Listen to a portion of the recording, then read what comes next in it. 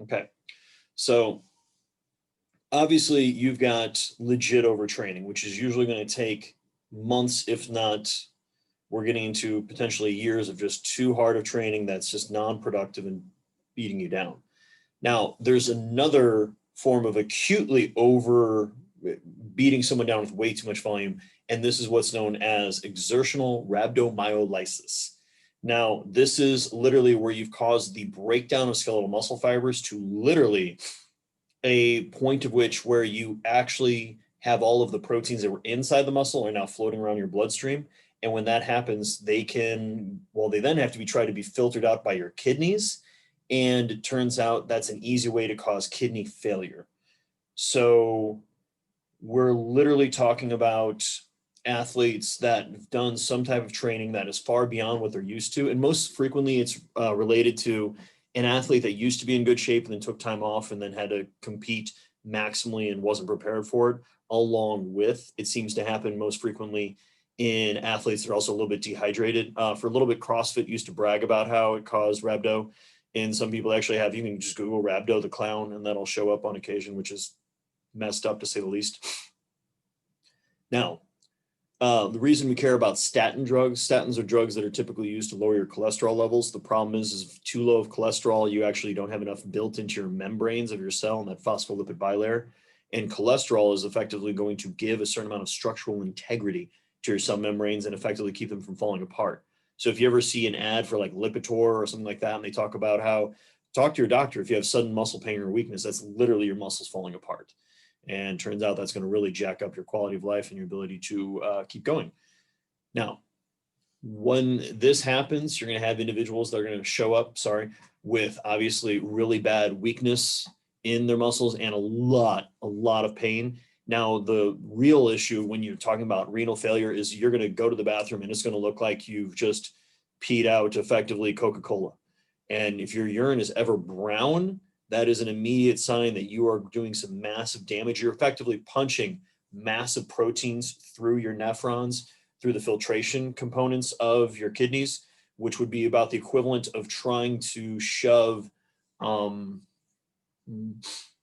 think a good analogy for size would be like trying to throw or not throw, but trying to push a basketball through a hole about that big. So turns out you're going to just rip this thing to shreds. And like anything else, all of your cells in your body have a certain recuperative ability.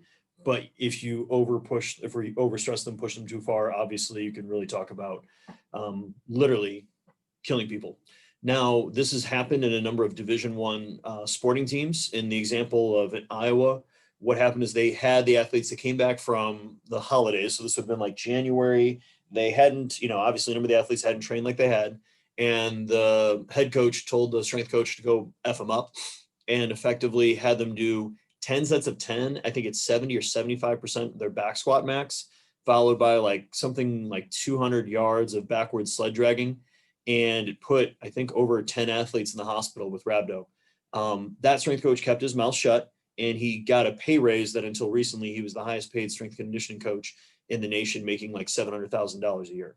I know of other coaches that have done the same type of thing because of, once again, the head coach of the sport told them to go F up the athletes and they were effectively canned. So certain examples, they get a great pay raise for putting people in the hospital. Others, they end up obviously out on the streets looking for another job. So the joys of Division I athletics, and especially when you know how the sausage is made. So any questions over effectively rhabdo and how that can be caused?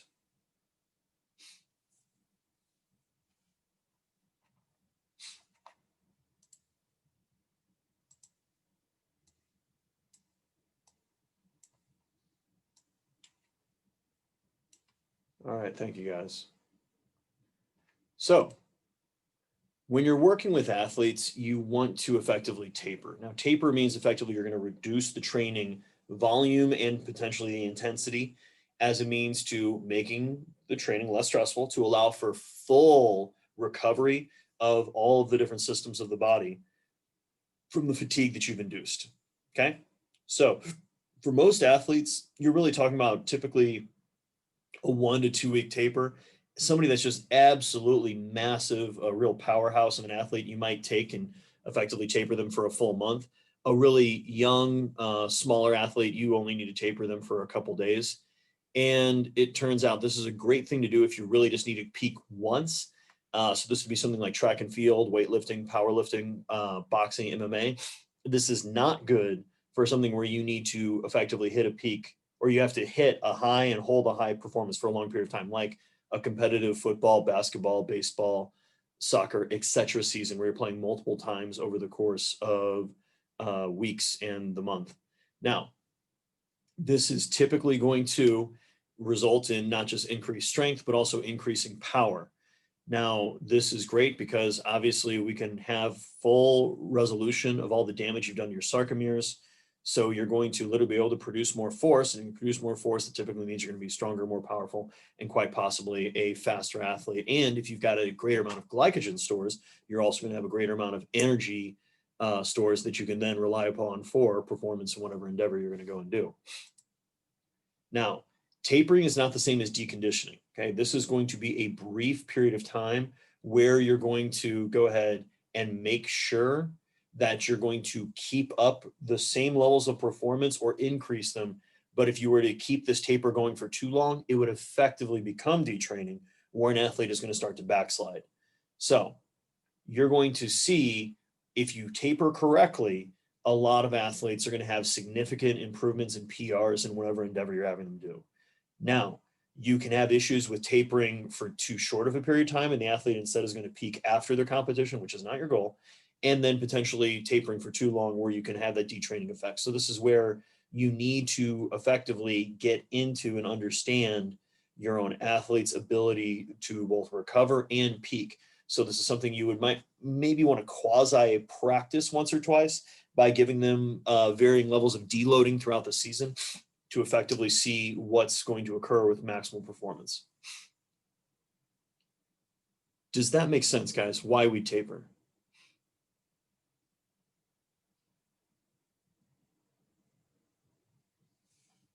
Okay. So I'm sorry, what would be like an example of tapering, like for, uh, I guess would be like a power lifter or boxer? yeah, Like, no. how would you go about it? So, for powerlifting, that's easy because I've done it many a times and I've screwed it up a number of them and I figured it out later on. So, for example, a lot of powerlifters will do their last real heavy squat and deadlift workout. I know some powerlifters that will do their last heavy deadlift workout 2 weeks before the competition. So they're tapering the deadlift.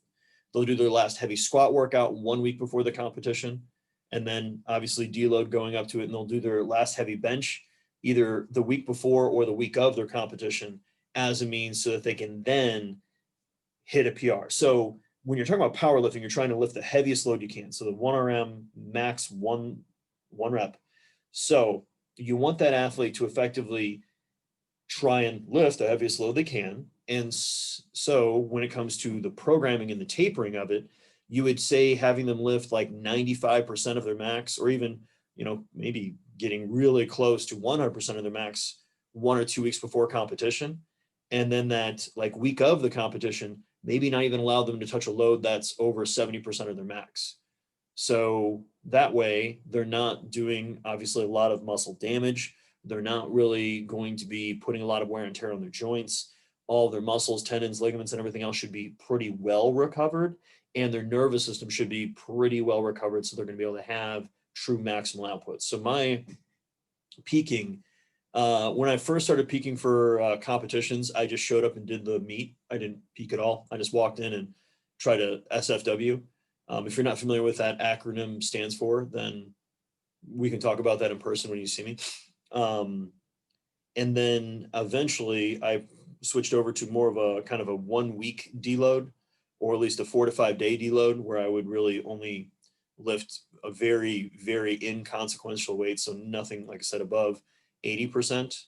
Then eventually transitioned to 70. And then finally, in the last few meets that I did, I would literally not touch a weight heavier than 135 pounds for the squat or the deadlifts. So effectively, we're talking about less than 30% for both of my maxes, way less than 30%, especially on the deadlift. And on the bench press, I wouldn't touch anything heavier than 195. And part of it was both to, give myself a little bit more technique work just for the psychological component, because I just know how I behave, and I wanted that to have confidence in my technique. And make sure you wait for the press command, make sure you're fully squatting the depth, make sure you're waiting for the squat command, make sure just doing some basic repetition stuff going up to the week, but nothing heavy enough that's really inducing damage to the muscles, tendons, and joints. And then at the same time, I really wouldn't like to lift weights that light. The key thing for me with lifting that light is it would be like the equivalent of like having like whatever dessert or food you really like to eat, and like just putting the spoon or the fork right to your mouth, and then right before you allow yourself to take a bite, you throw it in the trash. So it's like I never really got to feel a heavy weight in my hands or on my back and everything else like I like to. And so it was just that type of frustration, for lack of a better term, that going into the actual meet, I just wanted to smash weight because I was like, I hadn't lifted anything heavy for a while. Everything felt really good, and I just felt really dialed in. But that was my own personal approach. Other like super heavyweight athletes I've heard of, that was the example I gave you guys, where they might hit that full, like they might not touch anything over 90% of their deadlift max for effectively the last 3 or 4 weeks before competition.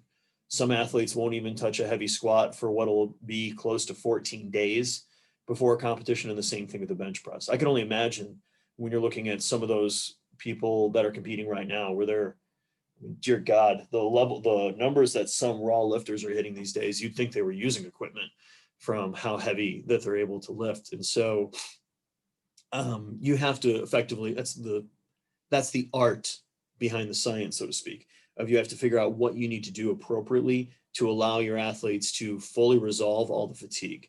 So from experience working with swimmers at St. Louis University, they would typically do a 1 to 2 week taper. And I think in hindsight, most of the time it should have been a 2 week taper to fully allow for the resolution of fatigue. And they probably weren't nutritionally supporting themselves well enough through both the hard training and the taper so that they were going to be able to effectively perform at the highest levels. So like anything else, we will try any of these approaches, but the key is look at their numbers. In fact, one of the more, this was from an ISSN conference talking about female swimmers, and specifically with coaches that were, we will call them jerks for lack of a better term, that were effectively creating eating disorders in the athletes, that these swimmers actually hit PRs 1 week after their national and international competitions because they were allowed to eat whatever they wanted. They didn't have to listen to their coach telling them that they're too fat or anything like that. So the key is like anything else, we're just trying to look for resolution of fatigue. So I know that was a lot and that was kind of convoluted, but did that answer your question, Zach? And would you guys like me to drill down a little bit more into who effectively needs a longer taper? Yeah, that helped. Okay. So detraining obviously is going to be where we are going to go backwards. Now this can be partial, so we're losing just a couple percentage points, or this can be complete, like we're going back pretty much to square one. Now this is going to be due to we're not training as hard, or we just stop training. Now here's the big and brutal thing when it comes to obviously performance in any endeavor. As soon as you stop training, you're going to go backwards after you resolve all of that fatigue. And so there's this unfortunate effect that occurs specifically to people when they're going from being kind of an intermediate to an advanced trainee, which is if you make your training program easier, meaning you're not doing as many sets, as many reps, as much of a high intensity that you're doing this work at, you will actually get a little bit stronger at first because you're no longer inducing as much fatigue per session. And so you're gonna be able to perform a little bit higher, and you're gonna be like, oh, look, I didn't need to do all that work. I'm doing better now that I'm only doing this much. But in reality, what's occurring is you're not applying as much stress. So you're starting to detrain yourself. And if you keep detraining for longer periods of time, that initial peak that you had, because now you've resolved more of your fatigue. Now you're going to see yourself coming back down to your previous levels and then eventually shooting back down. And that's one of the things that really, really sucks when it comes to training for long periods of time, which is unfortunately the only way to get better quite frequently is to actually make your training harder. And there's a number of ways, like we talked about in class, of how you can progress a program. But yeah, speaking from personal experience, you get a little tired on occasion, and this does sound soft, of effectively, unless you have at least, you've got to have at least mid 300 pounds in your hands for it to make any difference on your deadlift, preferably over 400, sometimes over 5, which it's just tiring. But woe is the reality of how it works. Now, as you'd suspect, if you're in a cast, the muscle's going to waste really quickly. That's what we're talking about, immobilization. Now, obviously, training cessation, so if you just stop lifting weights, you're going to see a little bit of a decrease in strength, but nowhere near as fast as if you just weren't moving. Now, part of it is going to be just due to atrophy, because the muscles of your body are only trying to adapt to be as strong as they need to get through your activities of daily living. So if you're doing incredibly hard things all the time, your body is going to adapt muscularly to start to look like you're doing incredibly hard things all the time.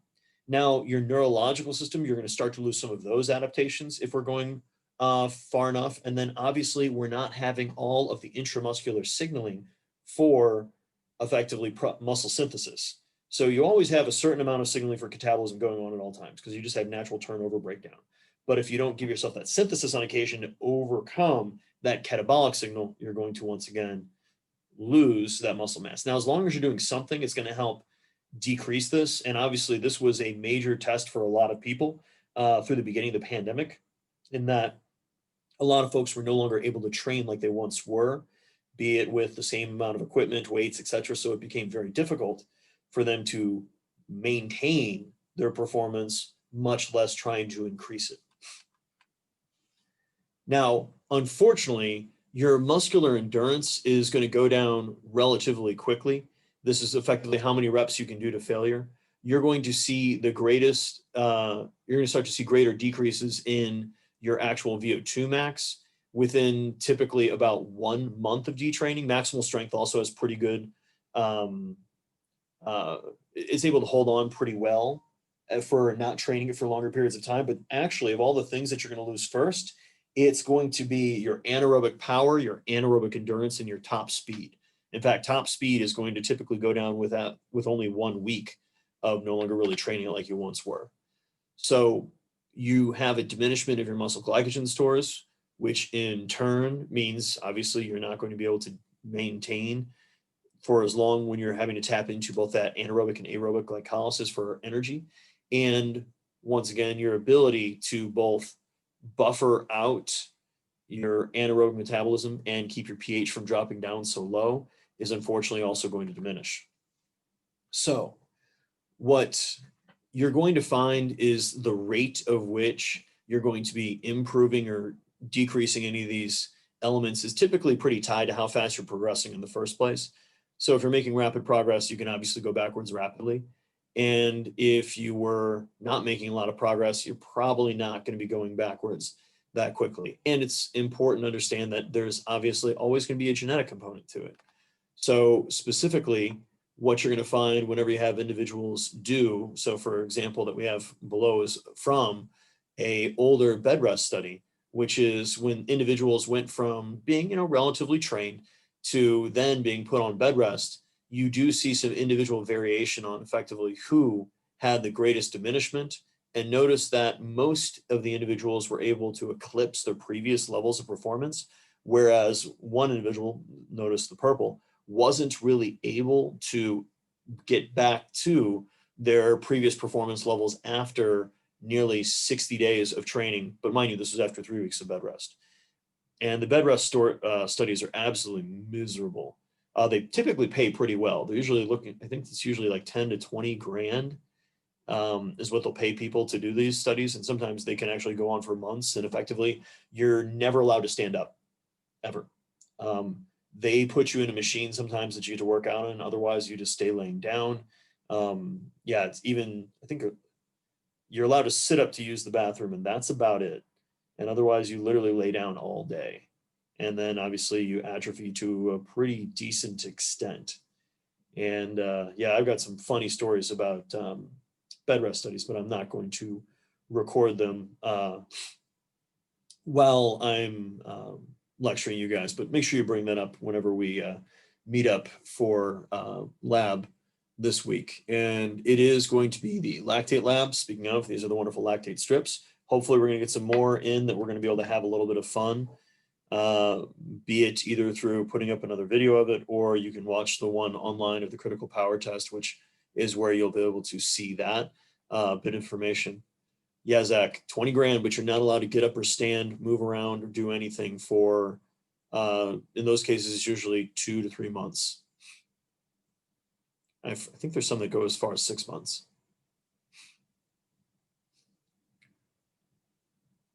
No working out. Maybe a week, but I don't know about a month. Bingo. Well, studies like that, in a strange way, guys, it kind of creates a question of like, how much could someone pay you to let you chop off, or let them chop off your arm? I mean, there'll be a doctor there, you won't bleed out, they'll just cauterize it, but you won't have an arm anymore. Like, how much money would someone have to give you to chop off your arm?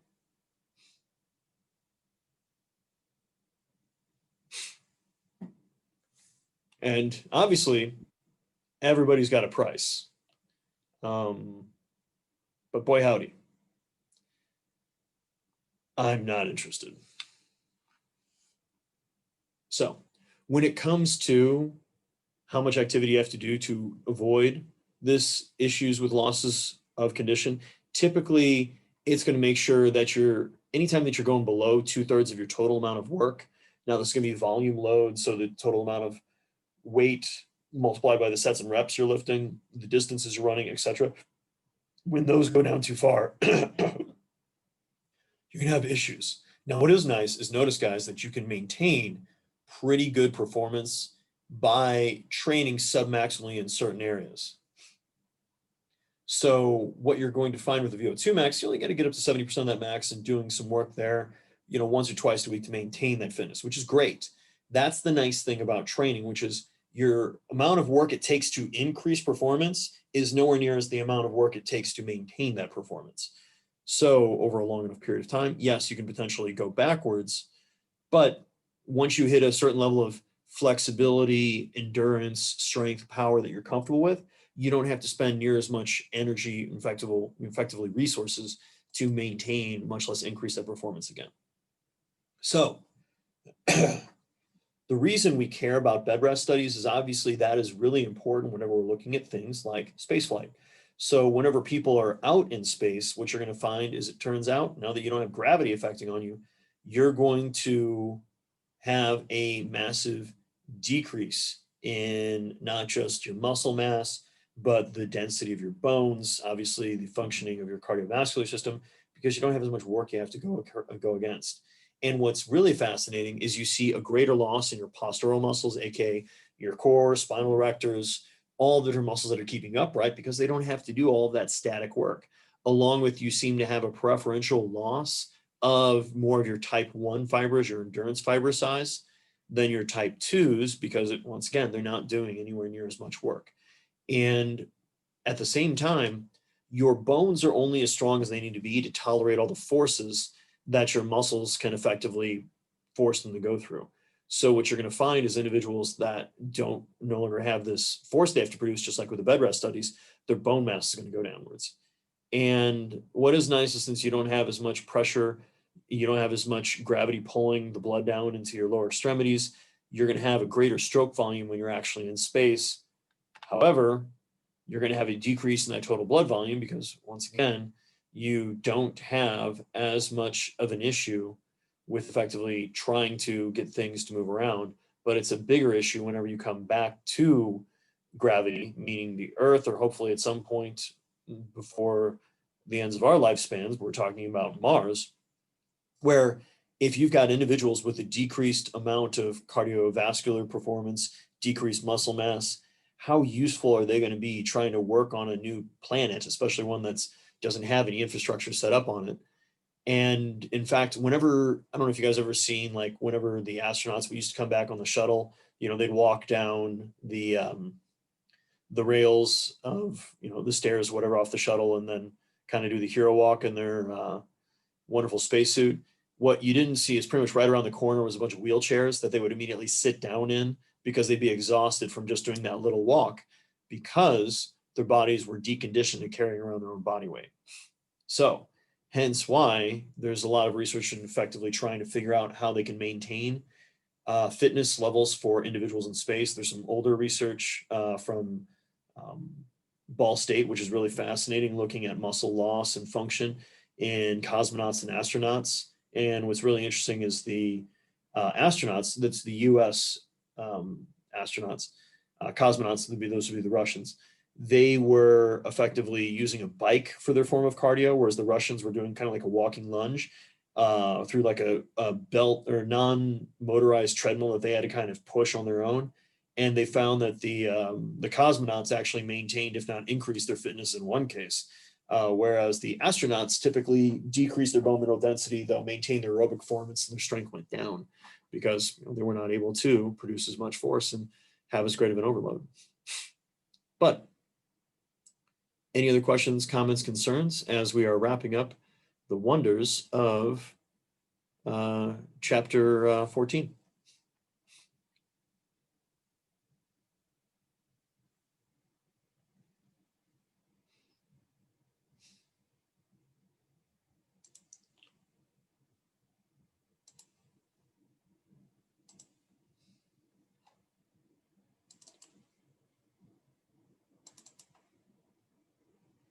Man, you guys are easy. So let's go ahead and talk about body comp. And we're not going to really touch much on nutrition. That's going to be something we're covering much greater when we happen to be in bioenergetics that you guys are going to have with me. And I know you touched on body comp before, so this is going to be hopefully mostly relatively quick review. But effectively how we assess it, how it may or may not relate to sports performance, how weight standards are incredibly stupid and we should never use them, how we really need to focus on more trying to find the optimal weight for someone when it comes to their general overall health, wellness, happiness, etc. And then the basics of how we're going to look at nutrition and how it obviously intersects with sport performance, both recovery and the acute performance through things like hydration, electrolyte levels, and then making sure we're getting enough of the different nutrients we need. So turns out your body is made up of a lot of different stuff. We've got fat, protein, carbs, water, minerals, vitamins that are making up our entire body. Now, in reality, when we're looking, that's the chemical model. We then have the anatomical model, and that's where we have our adipose, our muscle, our internal organs, our bone, and then other tissues. So this is going to be all aside from organs. Now we're talking about blood, we're talking about lymph, we're talking about the contents of your digestive tract. Now, two compartment, and that's what we introduced in the lab for you guys, which is going to be fat mass and then fat-free mass. So it's A or B, which are two massive buckets to occupy. So height and weight, BMI, is a construct from the 1800s developed by a mathematician as a means to go ahead and look at body composition. But it wasn't body composition. Instead, it was not supposed to be your weight in kilograms divided by your height in meters. It's supposed to be meters, not just squared, but it's a 2.5 power. But it turns out when you're doing everything by hand back then, you didn't necessarily want to do all those calculations because it was really, really daunting. So what we typically see in a lot of sports is an increase in body fat can frequently causes a decrease in performance, but that relationship is tenuous at best, and it's going to very much so matter on a sport by sport basis. So, for example, I'm going to pick on myself because it is easy. If my goal was to be a bodybuilder, I have way too high of percent body fat. I need to get leaner if I want to be able to, look better standing out there in a Speedo. Whereas if my goal was to be a sumo wrestler, I am way too lean and I need to gain a lot of weight. both muscular and adipose, then I'm able to perform at a higher level. So when in doubt, your real goal when you're working with any athlete is not to say you need to be this percent body fat, and for the love of God, never saying they need to be this body weight. Instead, our goal is to make sure that that athlete is going to be at whatever weight they seem to perform the best given their role on the team. So this requires you to follow their body composition, follow how their height might change if they're younger, how their weight's going to change just in general, and where do we see the greatest interactions for the greatest performance. Now, densitometry, that's going to be the good old put you in the dunk tank, or the nicer version with the air plethysmography of the bod pod, which you guys did for the lab. Dual energy X-ray absorptiometry, that's going to be that wonderful total body scanner. That is the DEXA. That gives us not just lean mass and fat mass, but bone mass, which is really important because we can actually figure out, do you have appropriately dense bones for your level of activity and your age and so on. You guys have done skin fold, where we're essentially doing a measure of the thickness of the fat underneath the skin, and that is going to relate some to body composition, but it's definitely not perfect. And then bioelectrical impedance, which comes in absorptiometry, which is just one channel, like the Tanita, or it's going to be multiple channels, like the SOZO, that's bioelectrical impedance spectroscopy, because it's across the spectrum of different frequencies. So, yay. Hydrostatic weighing, I don't have you guys do for this lab. I used to have people do that on occasion, but it's miserable. If you guys want to try it sometime, we can. Problem is you have to hold yourself underwater with all of the air outside of your lungs, and you have to be completely submerged. Mind you, you're sitting on this wonderful chair, and we're able to then measure, but you have to wait for this to quit oscillating, which is really difficult. And it turns out it's really, really uncomfortable to just try to sit anywhere with no air inside of your lungs. So the DEXA, we talked about the bod pod. Skin folds, which can be obviously pretty useful and easy and portable, but doing it accurately and consistently is relatively daunting for a lot of people. The BIA and BIS, that's going to be, now this is an actual model where you're actually putting it on the hands, still has some errors that we talked about in the class, but at least like anything else, it gives you a working idea. And the key is whatever method you choose, you want to make sure that you're doing it reliably. So you're doing the same measurement technique over and over again the same way. So fat-free mass is important because it turns out it's related to your power, your strength, and potentially muscular endurance. Now, if you have too much of it, which is a possibility if we're talking about things like running away, aka marathons and so on, yeah, your best marathoners are not very bulky individuals. And then obviously your percent body fat relative, so how much body fat you have relative to your body size, is a good energy source, but it's not really obviously helping you perform in any activity. So hence why you quite frequently see that a higher typically or a lower is going to typically increase your performance, but by no means is it 100%. I do enjoy, because I didn't modify the original slides and they put that here. They obviously have never tried to lift as a super heavyweight where effectively you can just bring the bar down to your belly so you don't have to go through as big of a range of motion, much less when you're doing something like squatting, where you can literally squat down and your belly touches your thighs, which naturally makes it a lot easier for you to maintain an upright posture. Science. Now, God, I hate weight standards. They're so dumb. So yes, your elite athletes all tend to correspond to certain weights. But for example, guys, what is the major flaw with telling a high school football player that elite level offensive linemen in the NFL typically weigh over 300 pounds? What's the major problem with that weight standard to a high school kid, much less college?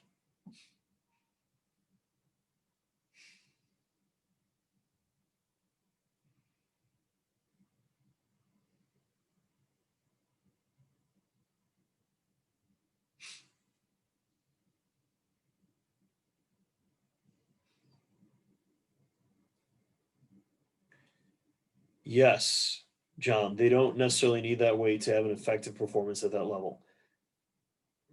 Not just do they not need that weight at that level, but I want you guys to think about right now. Okay.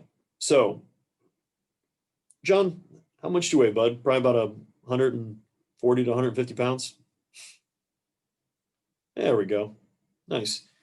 So, if your high school football coach tells you that you need to weigh 300 pounds and you're young, you want to, do what that person, is suggesting that you do, what are you probably going to start doing?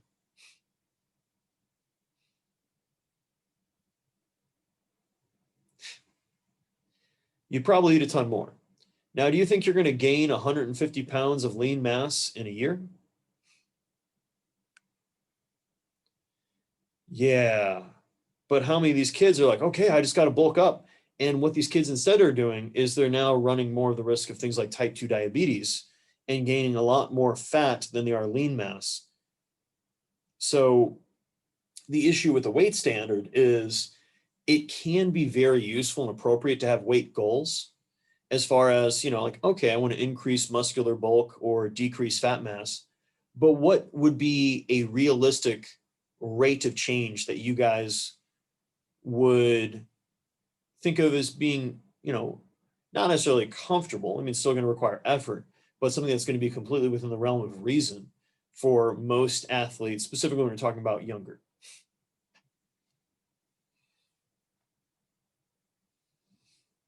Oh, and just so we're clear, weight loss when a kid's going through puberty is stupid. Let them grow.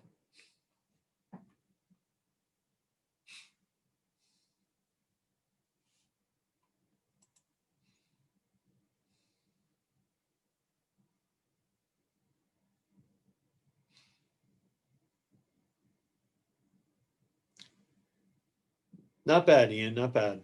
Usually, I wouldn't often think of it as pounds. I would think of it as percent. And I would probably say a good place to start is half to 1% of body weight per week. And then potentially progressing, because like anything else, unless, as Zach brought up, of bringing the juice in, which he's not referring to orange juice, he's referring to probably anabolic steroids, where you don't want to try to have an athlete gain that much weight that rapidly, simply because the systems of the body are not going to adapt that quickly. So you want to make sure that they're effectively, yes, we're trying to get them to gain weight, we're trying to get them to get stronger, more powerful, faster, etc. But we're trying to do this at a rate of which their body can maintain, and much less most of the weight that they're gaining is going to be lean mass and not fat mass. So unfortunately, weight standards are often abused by a number of coaches telling athletes they need to be bigger or smaller, doing some things that are absolutely detrimental to their athletes' health and performance, and potentially causing eating disorders. Because you know what we really want? We want to create a potential lifetime of having a bad relationship between something that you typically have to eat, or you typically have to do multiple times per day. Now, I'm not trying to diminish from anyone that ever unfortunately has to fight with an opiate addiction or any other type of drug addiction. But what's the one major advantage you have over a drug addiction compared to we'll effectively call it just an eating disorder, which unfortunately anorexia nervosa has, I believe, of all of your um, different psychological disorders, it has the highest rate of lethality of all of them, which is terrifying.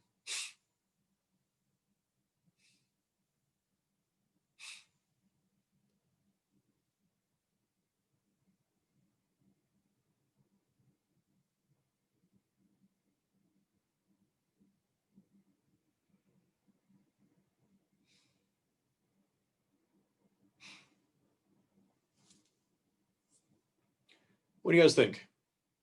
Come on, quit leaving me hanging. Repeat the question one more time. No worries.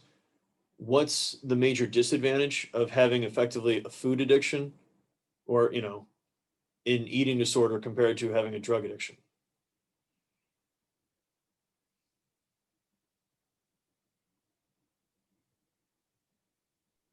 I guess with the food addiction, you're definitely going to gain more weight than you would with a drug addiction.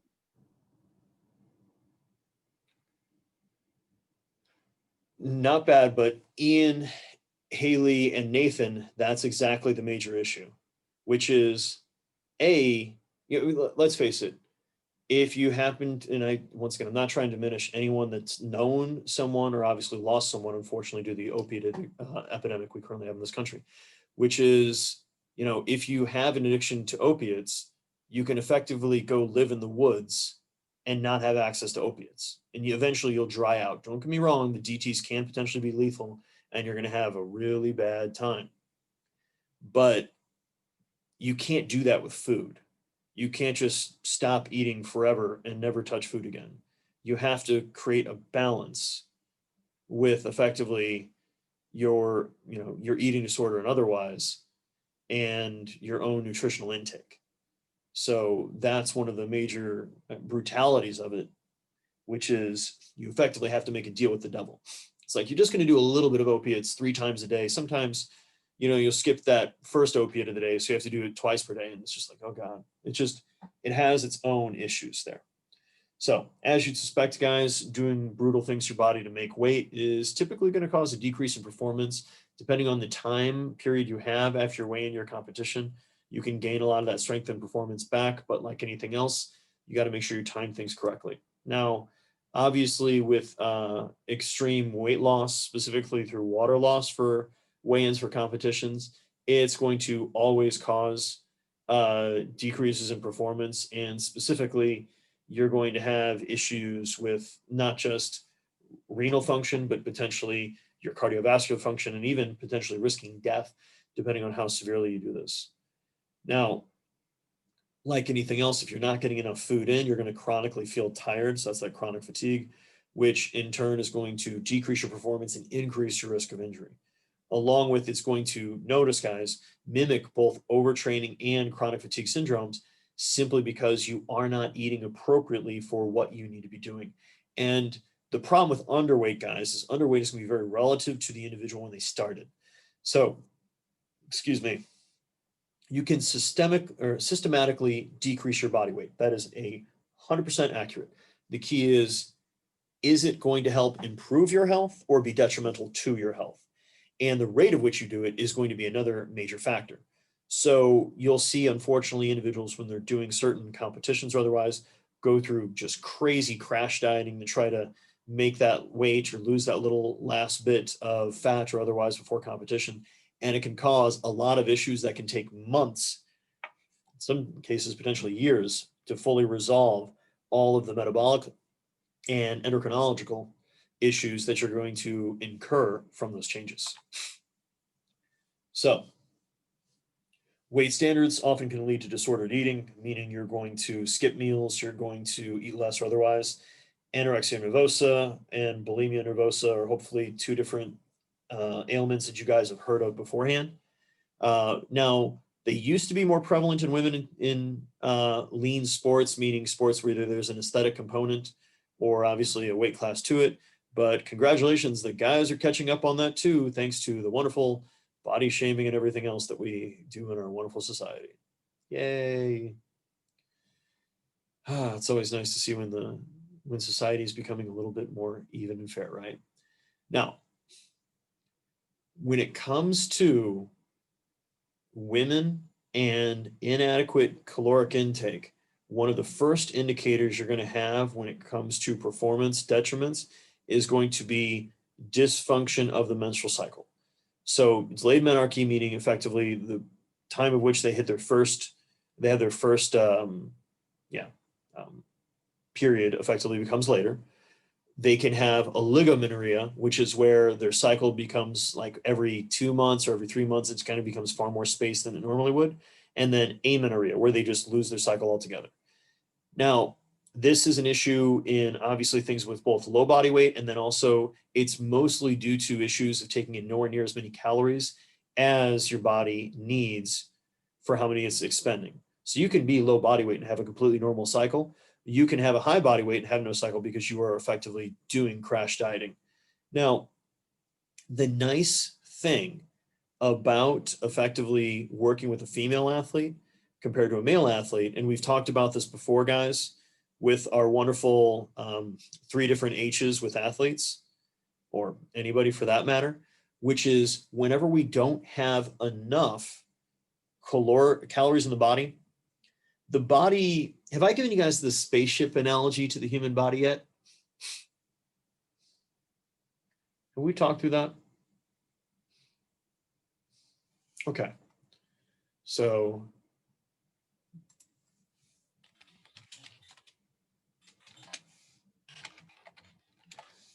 we'll get through as much of it as we can. Okay. So think of the body like a spaceship, and you guys can say it as excitedly as you'd like a, oh gosh, what was the guy? The astronaut in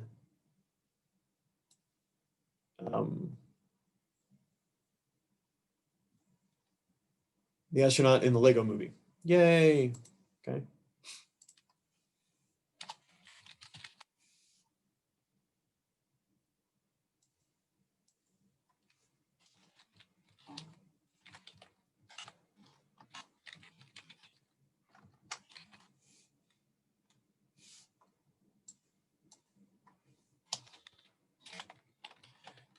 So effectively, we've got 3 buckets with humans. Now, notice, guys, there's the overlap because we prefer to have both of these. What are the absolutely essential systems of the body? Like if you do not have them, you are worm food.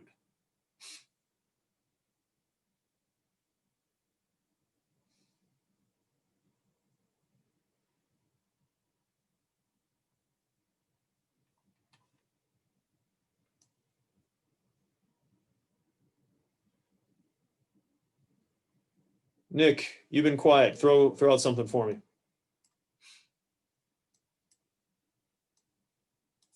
Can you repeat what you want? Yeah. What is one system of the body that is 100% essential? If you don't have it, you're dead. Heart. Is the heart a system or an organ? Or the most in Captain Planet?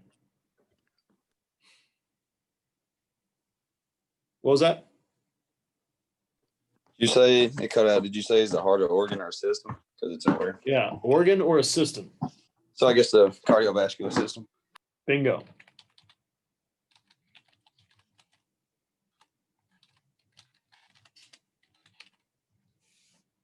Cardiovascular / pulmonary system. Okay, so what's the next system, anybody else, that you definitely need in order to effectively at least be you?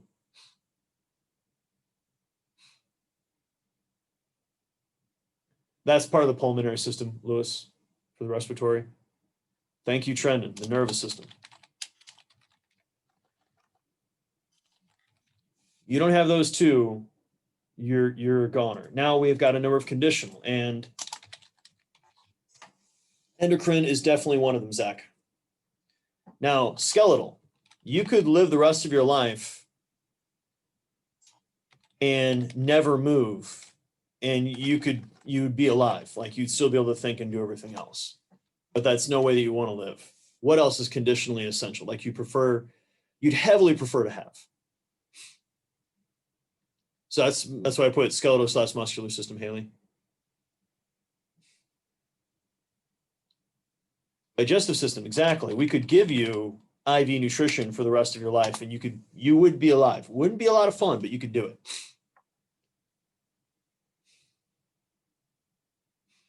Yes, Tyler, you do not want to be bubble boy. You'd prefer to have an immune system. Otherwise, you are not going to be able to go out and do much. Now, the immune system is going to be made up not just of what's inside, but your skin is a big component here. So I think we'd all prefer to have skin. So now these are conditionally essential, meaning we prefer to have them, aka, like you need the life support on the ship, but you also want it so the ship can move and signal itself and, get refueled and otherwise. Nice. Yes. So that's going to be, we're talking a renal system. So that's filtration. Any of you guys that have been around somebody that happened to be on dialysis, that's not a good thing. Now, what is our only completely non-essential to our life system that we have on the human body? Bingo, Haley. So when the body is underfueled, It's going to fuel everything in order from effectively the top down. Okay. So the first thing it's going to make sure is that it's taking care of your cardiovascular, your pulmonary system, followed by your nervous system. Then it's going to make sure it's taking care of all of these conditionally essential systems. And then finally, the reproductive system. So here's the major issue. The point of which where you've effectively shut down the reproductive system. Okay. What's going on in these systems? Are we under fueling our muscles and our tendons and our joints and our bones so they're not recovering? Are we getting sick more often because we're not recovering like we're supposed to, or because we're not fighting off invaders? So that's the big issue. With women, you know it's straight up when you're having an issue with their menstrual cycle. With guys, that's why, sadly enough, it is an actual conversation about literally desire and otherwise, and it's not always the two are going to be linked. So you want as many different points as you can to figure out, are they recovering well enough? And are they going to be able to keep up their performance? Does that make sense to you guys about why we care about each of these systems and effectively the order of importance and how the body's going to fuel them?